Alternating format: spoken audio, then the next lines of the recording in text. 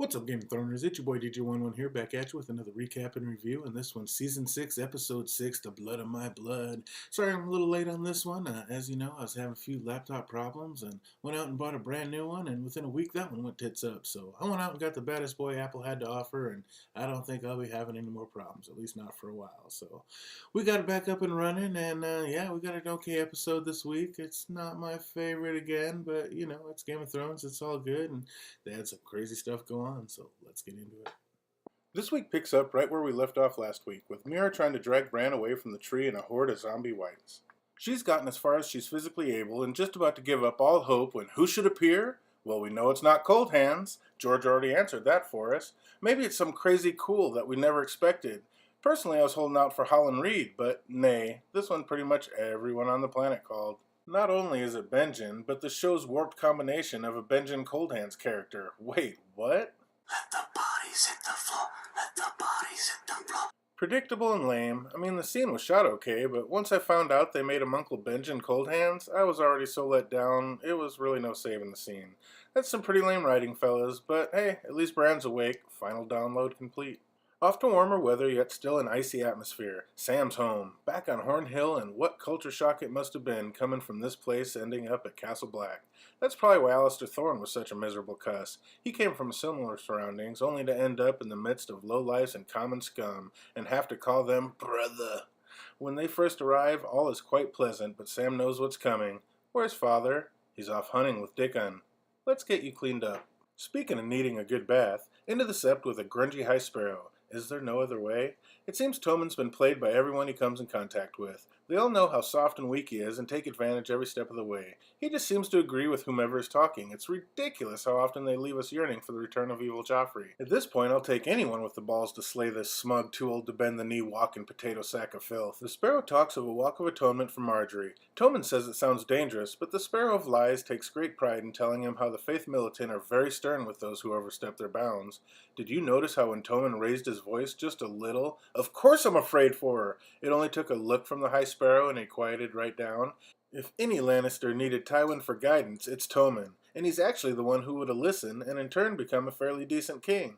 But alas, this is Game of Thrones, and like the new Lord of Winterfell says, If you think this has a happy ending, you haven't been paying attention. Tommen reminds him how Marjorie's always been devoted to the poor and unfortunate, and the Sparrow says yes, and now she's devoted to the gods as well. Ha! You mean like you? You power-hungry piece of... Can you talk to the gods and hear them talk back, or are you just some power-hungry, disgusting scrub looking to seize power for yourself? Someone please hurry up and ill and pain this fool and toss his tongue to Ramsay's hounds.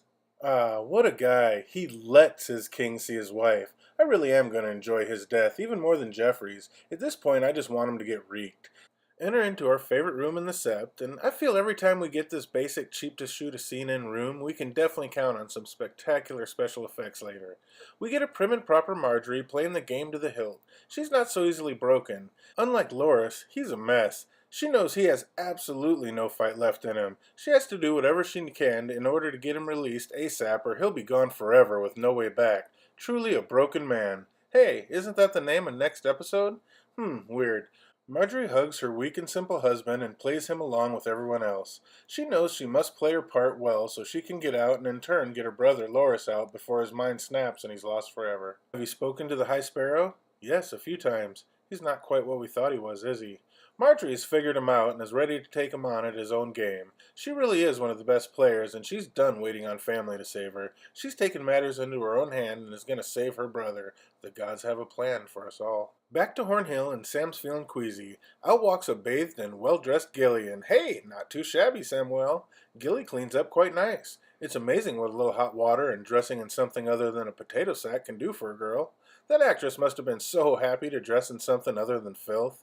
Sam tells her she's beautiful, then heads in for the misery dinner with dear old Dad. This actor nailed it. Just the perfect dad asshole. Pretty much to a T what we expected from all of Sam's past tales about him. It's so nice when the show gets a scene or a character right. The looks and glares Randall gives Sam throughout the meal are spot on. Sam, being a nervous talker, can't help but to stick a foot in his mouth and ask silly questions. Sam tells stories of their hunts north of the wall, and for the tiniest instant Randall looks almost pleased, until he hears what they're hunting, rabbit and squirrel. And then back to our sourpuss face. His mom asks if we'd like some more bread, and Dad asks, "Aren't you fat enough?" And therein lies Samuel's family dynamic. A loving mother and a dick for a dad. Remember, this is a man who said, "Renounce all your first son claims or I'll kill you and tell your mother it was an accident." Love you too, Dad. Gilly's heard enough bashing of her man. She lets it be known that Sam's killed a Then and a White Walker on the way south to the wall, thus spilling the beans that she's actually a wildling. See that sword? It's called Heartsbane. It's Valerian steel, been in my family for 500 years. It's supposed to go to my first son. He will never wield that sword. Ha! You want to bet? Sam apologizes to Gilly for allowing his father to speak to her that way. He was afraid he'd turn her and the babe away if he spoke up. Gilly's not mad at Sam. She's upset that bad people can treat good people like that and get away with it. Wait, didn't you just come from a pretty miserable life being made to marry and mate with the same beast that created you? That's a pretty positive attitude coming from one who just left a life of rape, incest, and molestation. Ha! And just wait till you meet the wonderful folks of King's Landing. Sam says he's to leave at first light. He kisses Gilly and says goodbye. He must have gotten all of 10 steps away before re-entering the room and saying, "You're coming with me." On the way out, Sam decides the family ancestral sword is coming with him. That's your father's sword. Won't he come after it? It's my family sword, and he can bloody well try. Looks like Sam equates swordplay with sex, since he recited the same line he told John when they were talking about keeping Gilly's love away from him. They can bloody well try. Yes, my friend, I'm afraid it will get bloody, but it is destiny for Sam to take this sword, for he is Sam the Slayer. And what do we think of when we hear Slayer? Dragon Slayer. That's right. Heart of Bane will be from Sam slaying a dragon, which will probably cause Danny to lose her shit and kill Sam. Yep, you heard it here first. Over to Bravos and everyone's favorite play. Arya seems to really enjoy it, which makes me wonder how much of it she really believes it to be true. Arya sees the other actress mouthing the lines, and now she knows for sure it's her that paid the price to have the Lady Crane killed. Arya heads backstage to finish the job she's been sent to do. Lady Crane catches her and wants to know what she's up to. She says she's not mad and that Arya actually reminds her of herself when she was young.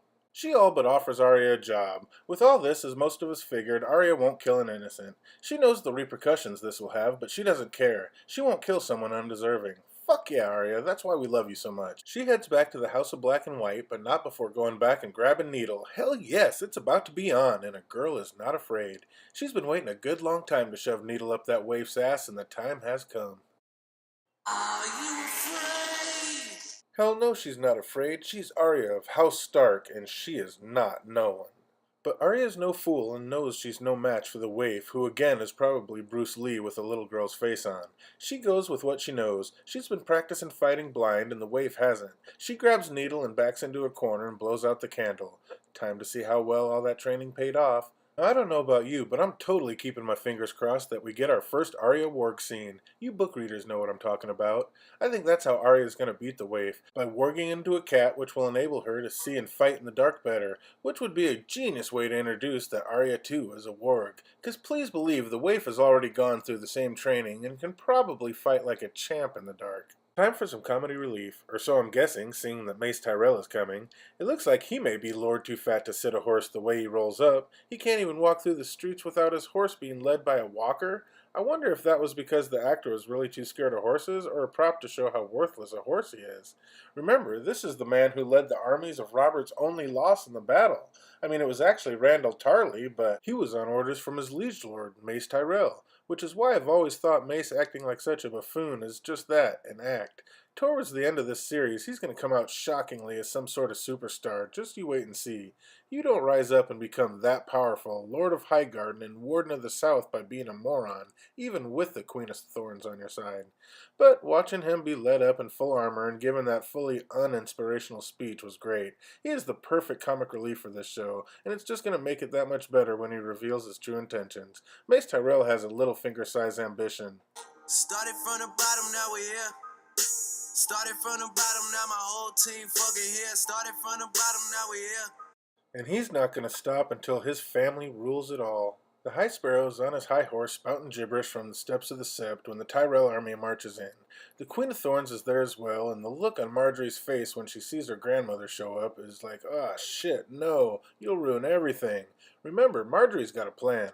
She's done waiting on being rescued. She's got it handled herself and doesn't want Grandmama mucking things up. Jaime says hand over the Queen and Loras and there won't be any trouble. The Sparrow basically tells him to piss off. It was pretty sick how the one-handed Jamie mobbed up those steps on the horse, but it was all for naught. Jamie threatens to kill every last sparrow if they don't release the Tyrells, and finds out that they're not afraid to die. They yearn for it. Wait, what you talking about, yearn for it? Jamie now sees the extent of their fanaticism and has a true oh shit moment. The High Sparrow gives him another smug smile and shows just how by the balls he has everyone. He announces there will be no Walk of Atonement. Marjorie looks relieved, but not so much for not having to do the walk, but that Grandmama didn't mess up her plans. Grandma of Thorns and Jamie realize at once what's happened. May sits there acting confused. What's happening? He's beating us, that's what's happening. Into the throne room for a retake on another White Cloak being stripped of his position. Just like Sir Barristan the Bold before him, Jamie gets fired from what was supposed to be his position for life as Lord Commander of the King's Guard. A lot of fans are happy he's getting back on plot and going back to the Riverlands, but to be honest, I wouldn't have minded seeing him stay in King's Landing to keep fucking with the High Sparrow. The Riverlands just were never my favorite part of the story. I know a lot of people love Feast for Crows, some going as far to call it their favorite book, but for me it was by far my least favorite. It seemed every other chapter was about my least favorite characters, Brienne and Sansa, with a little Jaime and Cersei mixed in here and there, but anyway, they gave us Cold Hands, and as weak as it was, maybe now they'll give us Lady Stoneheart. Speaking of the Riverlands, hey, Walter Frey's back. Have any of you ever met a Frey fan yet? I mean, I know lots of Joffrey and even Ramsay fans, but I have yet to meet a Frey fan. Nothing much has changed. He's still an ornery, crotchety old geezer, ragging on his weasel-faced family. I gotta give it up to the old codger. He's got more balls and vigor than his entire family combined. I guess it's easy to be ballsy and grandstand when you're 90-some years old and never have to leave your castle. Just bark impossible orders to others and go back to molesting 12-year-olds. Did you see the horror on that poor girl's face while she stood there? She needs to go egret on that old fool and cut his throat in his sleep. Oh well, it won't be too much longer, and Nymeria and her super pack will come and feast on Freys for weeks. Back to King's Landing, with Jaime moping to Cersei about having to go deal with the Freys and losing his position. Cersei says, heads up, little buckaroo, better ahead of the army than rotting in some dungeon. For once we see Jaime flip out and Cersei staying cool as a cucumber. Cersei shows some love and says she can't handle losing Jaime, which is a huge switch up from the books, and he doesn't think she slept with Moonboy.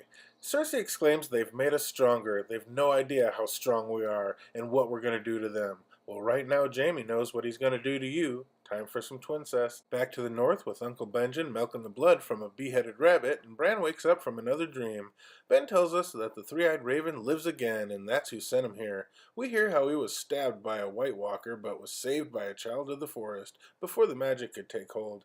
After Bran tells him he knows how the White Walkers were made, Benjen says, you are the three-eyed raven now. A little before that, when Mira told him the three-eyed raven is dead, Ben said no, he lives again. Which I guess is how and why Bloodraven said he was 1,000 years old when we know he'd be less than 200. It must be this Greenseer regenerating and reanimating himself inside each other Greenseer that gets brought to him. Bloodraven being the last, kinda like Hive from Agents of S.H.I.E.L.D. It's getting trippy in the north, man. Let's head over to a warmer climate. Back to Marine or Essos or wherever they are outside of Vostothrak. A week's ride outside Marine, and Danny wants to know how many ships it'll take to get everyone over to Westeros. Shockingly, he says 1,000. Weird, where have we heard that number of ships before? Didn't they tie that in quite nice? Who has that many ships? Nobody yet. Boy, they're really going deep with this soon-to-be Ironborn alliance. You weren't made to sit on an iron chair in a palace. What was I made for? As her eyes light up. You're a conqueror, Daenerys Stormborn. Danny didn't like that answer. She was waiting for a more sultry, flirty answer from Daario. But playtime's over. He's seen the truth and is ready to ride or die. Suddenly Danny feels it. Wait here. While they wait in the hot, baking desert sun, the horde starts to get a little restless. Daario looks around and realizes he's the only white dude here in this growing restless horde of murderous Dothraki, and decides it'd be a good time to go check on the queen. Wait for me here. Do the writers just love repeating lines because it's whimsical, or can they just not come up with anything new? Hear the roar. Dragon's back, and he is huge. Somebody's been eating well. Shut up, Doogie. The first time hearing the speech, I thought it was incredibly lackluster, but the second time around, I give her more credit for what it was. She's not some great college football coach full of inspiring speeches. She's a small little girl with magical powers and dragons. I imagine that's what it would sound like in truth, coming from her, so I gave her some points back. But all in all, I was kind of like, alright, yeah, go get 'em. Is my coffee done? Her pitch and timing was a little off, but hey, Dragon looked badass, so now Danny has her army to take back to Westeros. Too bad they'll never make it. That's right, and this one's for my book readers. Remember after Davos got saved after Blackwater Bay and brought the Dragonstone, and he got brought up from the dungeons to talk to Stannis, and Sir Axel Florence said, "You better go with what I say," and Stannis told him to listen to his lame-ass idea, and it was to go attack Claw Isle and basically Lord Celtigar's keep, because Lord Celtigar had gone over to Joffrey's side after they'd already lost everything on Blackwater Bay, and they were saying all the stuff that they had in there, and Davos said it was a terrible idea. But when he was naming all the stuff and like all these jewels and goblets and mirrorish carpets and lace and this horn that summons monsters from the deep and gold, and it was like, wait a minute, what? They just kind of flossed over it all smooth, but a horn that summons monsters from the deep. Oh, don't think a kraken's not coming. Oh, it is absolutely coming. Probably when about 1,000 ships are bringing 100,000 Dothraki over. They're gonna be blowing it. There's gonna be another horn and a kraken. I don't know if they'll do this in the show, but because we haven't seen too many horns, and I don't know why it's a horn. Is it really that expensive? But please believe in one of these books, that horn's gonna get busted out, and we are gonna see a kraken, and it's gonna start mobbing ships down. Might even bring a dragon down. That'd be a sick fight, dragon and a kraken. So yeah, Dany's got her army. All these Dothraki are going to be coming, but they're not going to make it. Kraken's going to get them. You heard it here first. So what's up? It's your boy DJ Wun WUn. It's another recap and review. I hope you enjoyed it. Sorry it was a little bit late. Like I said, I just got this new laptop, so this one should be on point and make it from here on out. This episode, like I said, I mean, man, last week I thought was my least favorite, but at least last week's was exciting. This one was just... I mean, talk about a setup episode, but it was still Game of Thrones. It was what it was, and I had a good time watching it. The one thing was, it wasn't my favorite episode by any means, but I swear to God, I blinked and it was over. It was like, whoa. I mean, how did it get by that fast? But I guess I enjoyed it more than I thought I did. It's Game of Thrones, man. You always enjoy it. So yeah, hope you guys enjoyed this video. If you did, go ahead and thumbs up it. And if you liked it, go ahead and subscribe. And you'll be the first one to know when the next video comes out. Got this new puppy to play with, so you know videos will be coming left and right. So yeah, hope you guys enjoyed this one. I mean, we're only a couple days away from the next episode. I mean, wow, episode 7 is already almost here. Where is the time going? I mean, woo! Time flies when you're having fun, and you're always having fun when you're watching Game of Thrones. So until next time, game on.